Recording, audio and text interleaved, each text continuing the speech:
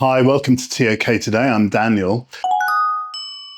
Recently, I was doing a training session with a school. We were looking at TOK exhibitions, and I asked the TOK teachers at the school if they had any questions that I wanted them to cover during the session. And they gave me a number of questions, really great questions. But we didn't have enough time to cover all of those questions. So I said to them I would respond to their questions via video after the session, which I'm doing now. I also asked them permission if it was okay for me to put the questions up on YouTube, and they said it was. So what I'm going to do is I'm going to run through the questions that they sent me and my brief answers to them. I think that this will be useful and pertinent to TOK teachers, particularly to colleagues who are new to teaching TOK, and maybe people who are experienced. Anyway, get on with it, Daniel. The first set of questions relate to teaching, and the second set of questions relate to curriculum. So let's go straight into teaching. And the first question is, what pedagogical strategies work personally for you in teaching TOK concepts and themes? Is there a ladder of progressing difficulty in the themes? Okay, so what pedagogical strategies work particularly for the themes? And this hits straight onto my main issue or theme in teaching TOK, which is let's use activities and games. All right. I do not like my TOK lessons to be students sat behind desks on laptops or with books and pens and paper. I like my TOK lessons to be students stood up, to be doing active things, to be physically moving around the room, kinesthetic learning. I measure my success in the amount of laughter and talking there is that's going on, and the engagement and the activity. In my head, I want the TOK lessons to be fun, and I base them around a set of activities, many of which are actually games, sort of like soft competitive games. The reason for using activities and games is to try to make TOK as stress-free as possible, to try to get positive emotions around TOK. So it's something that students look forward to coming to and look forward to doing. And I don't think that presenting them with textbooks and endless articles from complex magazines or endless TED Talks is the way to do that. I think that if it resembles having fun at a party, then it's something which they're going to enjoy doing. Where's the rigor? Where's the depth, Daniel? Well, there's sufficient rigor and depth for the students to do very well in TOK. So what sort of games do we do? Well, TOK charades is my favourite one, which I start virtually every lesson with, which is just taking a TOK concept or a TOK idea, a TOK question, and the student has to act it out like they would with charades, and or charades, as our American friends say. And of course, it opens up to a whole load of questions, and sometimes TOK charades can go on for the whole lesson. But there's a lot of learning in there, obviously, and you get the students to do some great reflections on it afterwards. Okay, fact, opinion, belief, truth is another game. You'll see that on my website, which we play quite a lot of, which is quite good fun. Funks is another game which is fun to play, and I can put a link to that in the video description. Oh yes, the exhibition wheel is something which I've been doing recently, where we just we get a computer to randomly generate an object and get a computer to randomly pick one of the exhibition prompts, and then somebody has to come up with a link between the object and the prompt, and then explain the prompt in terms of the randomly chosen object. And we play that's quite good fun. It's improv. And that takes me on to drama. I try to do as much drama as possible. So, we'll have like little role plays of you are the ethics board at a university doing this. So you're the curator of an art gallery choosing this, and just getting the students out of their seats and playing at real life TOK. So much more fun than just sitting and reading, which they do a lot of in the rest of the DP. Why should they do it in TOK? There's links on my website to a number of these different games that they can do. Moving on to question number 2. Do you have a favourite unconventional case study or studies that work in teaching a specific theme? I think we teachers get accustomed to seeing recurring objects being used for the exhibition. Well, First of all, and most importantly, the case studies that the students use and the examples and objects that they use for their exhibitions and for the essay should all be student-led. So less of it comes from me and more of it comes from them. Obviously, at the beginning of the course, you might want to be modelling some of those ideas, but as quickly as possible, hand it over to them, get them to be bringing things from their other DP subjects, bringing in things from home and what they're reading and what they're doing in their spare time and stuff. There's TOK in everything. They're already doing TOK. All they do is come to the class and you help them to put labels on top of the TOK that they're already doing. However, in terms of a few of my favourite case studies, for themes in particular, I teach knowledge and technology. So I get some of the case studies and some of the ideas from the first chapter of Sapiens by Yuval Noah Harari, a great book. The first chapter is amazing and asks the question, what is the most powerful technology that humans have ever created or invented or discovered, depending on your view of empiricism and rationalism. And that question alone can last at least one TOK lesson, if not the whole of the knowledge and technology theme. I teach knowledge and language. I love knowledge and language, and I get a lot of inspiration from Steven Pinker's book, The Language Instinct, which is well worth reading, and The Island of the Colorblind by Oliver Sacks, which is also a great book. So just having a quick read of those books will give you lots of examples and little case studies that you can use in teaching knowledge and language. For those of you who teach Indigenous knowledge systems, I'm sure you've got lots of good examples. One of the ones that I use is the cargo cults of Micronesia, which I'll leave a link to the full lesson and the resources on my website. You can use that. I'm slightly uneasy about using that example now because I feel that maybe it exoticizes another culture. And the same goes for the whole of Indigenous knowledge systems, which I feel a bit uneasy about. But we'll tackle that in another video, I think. On with the questions. Question number 3, what practical classroom activities or scaffolding methods do you use to build analytical and reflective skills needed for the exhibition? Well, again, this comes back to games and activities. So I try to start every lesson in DP1 with one or two of the students demonstrating one or two of the exhibition skills. And it's very easy to scaffold the exhibition skills up.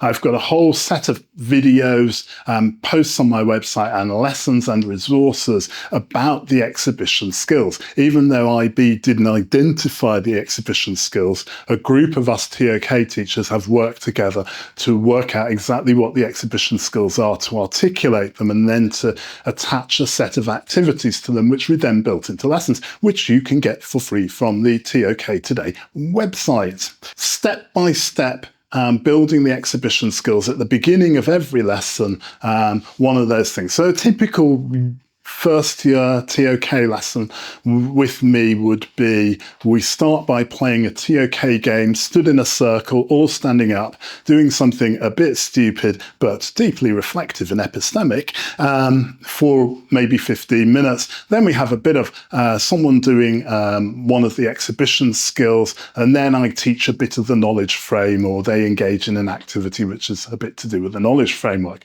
which we'll come to in a second. Okay, the final question on teaching is, do you have any writing or critical thinking routines that have worked particularly well in the past? Well, first of all, I try to simplify the two assessments. I try to break them down into the most sort of straightforward, basic processes possible. So the exhibition commentary is 3 paragraphs for each object, and I've detailed what these 3 paragraphs are in these posts on my website, and the students just have to write those 3 paragraphs, and I scaffold those 3 paragraphs, and because they've been through developing the skills for the exhibition, it's quite easy for them to write those 3 paragraphs, and we do it in a structured way in class. The essay, I just see it as being 6 to 8 paragraphs. They only have to write 6 to 8 paragraphs. And again, we can scaffold those and structure them so it's just a 6-paragraph writing process, which we do together in class. They don't need to sort of be given the essay to take home or anything like that. It can be part of the teaching process in the second year of the DP. We do a lot more talking about the essay than we do actually writing the essay. And if you get my Teach the TOK essay in 12 lessons pack, it's a very long title that, Teach the TOK essay in 12 lessons pack, you'll see that about 6 or 7 of those lessons are just talking about the TOK essay, and then only like 4 or 5 of them are actually writing the TOK essay. Let's move on to curriculum. Okay. The first question on curriculum was, do you incorporate hard philosophy into teaching your TOK course? Now, I guess this might come from a video that I made a few weeks ago called Is TOK Philosophy, where I argued that TOK is philosophy, or at least it's a little bit of philosophy. It's called epistemology, right? But we don't want to put the students off. And unfortunately, in the times that we live in, or at least in my context, calling it philosophy or compulsory philosophy or learning about long-named concepts from long-named people who lived a long time ago would really put students off. So we don't call it philosophy, we call it TOK, or theory of knowledge. To directly answer the question, no, I don't teach hard philosophy. I barely even mention philosophers when I'm teaching the course. You come to my TOK lessons and you're going to be scribbling art things on pieces of paper, you're going to be doing mimes, you're going to be making up songs, and so on, not learning about philosophers or what they said or reading anything. There's virtually no reading going on in my TOK lessons. But for me personally, I keep learning philosophy, I keep reading philosophy, I keep trying to identify the philosophy that underpins TOK so that I can better understand how I translate the TOK assessments into things that students are going to enjoy doing, which are going to make them active, and so on and so on. I hope that answers the question. Second question on curriculum. Do you think TOK should be taught like some kind of philosophy course or some kind of critical thinking course? What lens can the TOK teacher adopt in class? And then this teacher said, our students are easily distracted and on their laptops at the slightest drop of the hat. Okay. So first thing, I don't see any reason for having laptops open in the TOK class. If research has to be done, it can be done outside of class, or we can go to the library where they have books and we can do it with books together in groups. I just find that disappearing into the sort of tunnel of the laptop is very... It's very typical of what happens in some other classes, and TOK doesn't have to be like that. Secondly, they don't have a chance to get on their laptops in my lesson because they're stood up and their laptops are usually in their bags. So yeah, most of the lesson they're stood up on their feet. So I use pens, pencils, crayons, paper, post-it notes and sticky notes and things like that. Art materials. Go to the art room and get some art materials and do some painting and drawing. You'd be amazed at how quickly most students love doing painting and drawing in TOK rather than having to type into Microsoft Word or Google Docs document, which they're doing in all their other lessons. I'm trying to design a course that is kinaesthetic philosophy, I suppose, but I'd never call it philosophy. I take inspiration from a program called Philosophy for Children, P4C. And P4C is done in a lot of primary schools, and they're teaching philosophical concepts to primary school children without dressing them up with all the difficult terminology and the complex words. And they have to know about this person who lived 7,000 years ago, who wrote a book which was then reinterpreted by another. You get the idea. Moving on. How do you inculcate a spirit of inquiry or a love for philosophy in an AI-dominated age? So my starting point is, as the teacher, how am I going to shape or influence the emotional orientation to TOK. Plan for emotions first, and then for learning second, right? We learn when we are emotionally engaged. So what sort of emotions am I looking for when I'm planning for emotions first? Well, I'm looking for interest, I'm looking for team spirit, I'm looking for feeling valued, I'm looking for fun and laughter. Right? Once I've sort of planned those things into the lesson, then I can start to say, right, now we have to teach the concept of interpretation or the concept of justification. How are we going to do that? And I definitely don't think I'm going to do that by showing a TED video or by getting an article from an academic journal and asking them to read it and summarize it. That's just not the way it's going to be done. It's like, okay, let's come up with a role play where something really unjust has happened and we have three different parties and we can show their interpretation of the thing that's unjust, and we can show an explanation and a justification. Now, let's make the role play something that's going to really speak to them, but it's completely ridiculous. Like somebody has been given a ticket to have 45 points in their IB and a fully funded place at Harvard University. Okay. And they have to decide who is going to, whether that person can have that ticket or not. Something stupid like that, which gets them out of their chairs, gets them thinking and gets them moving around and playing with these concepts. So that's how I sort of try to inculcate a love of philosophy and inquiry. As for AI, AI is a great addition to the TOK classroom. We can use it, we can ask it questions, we can use it like the world's best ever librarian or the world's best ever research assistant. But honestly, if they don't have their laptops open, then they don't need to be using AI at all.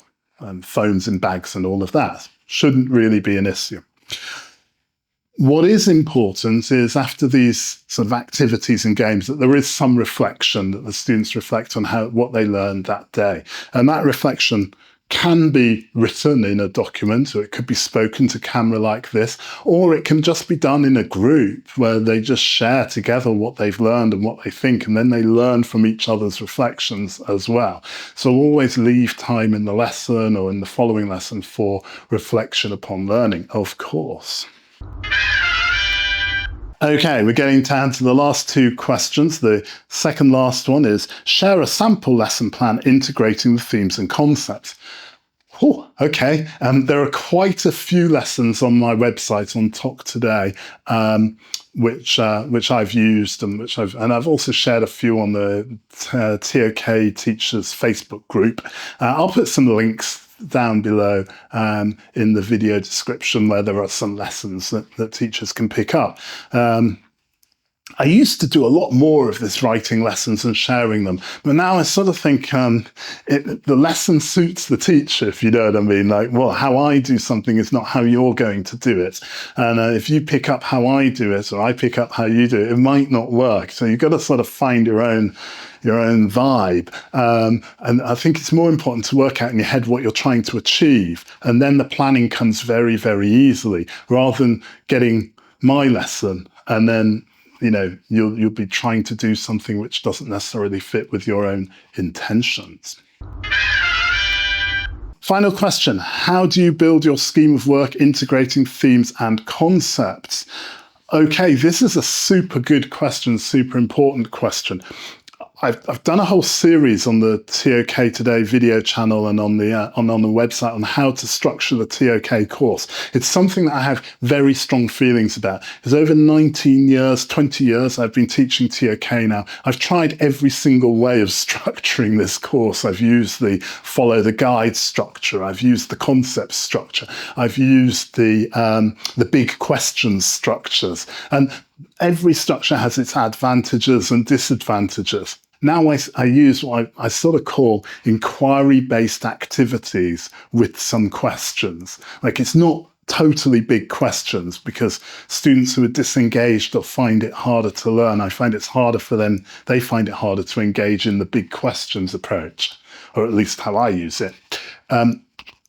And it's not completely just inquiry based, because it needs some structure around it, but it's not follow the guide either.